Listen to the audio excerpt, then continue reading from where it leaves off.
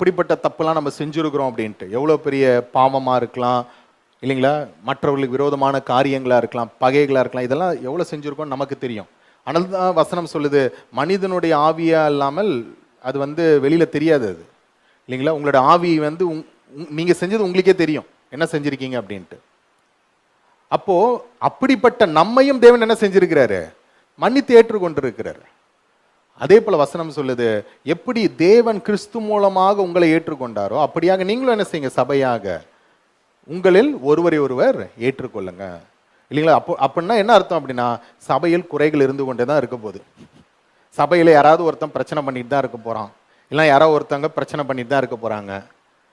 ஆனாலும் நம்ம என்ன செய்யணும், ஏற்றுக்கொள்வது அவசியம். எப்படி தேவன் நம்மை கிறிஸ்துவுக்குள் ஏற்றுக்கொண்டது போல ஏற்றுக்கொள்வது அவசியமாக இருக்கு. அதே சமயத்தில் அன்பில் வளரணும்னு சொல்லும்போது மன்னிக்கணும். நான் சொன்னது போல மன்னிக்கணும், மறக்கணும் இல்லை.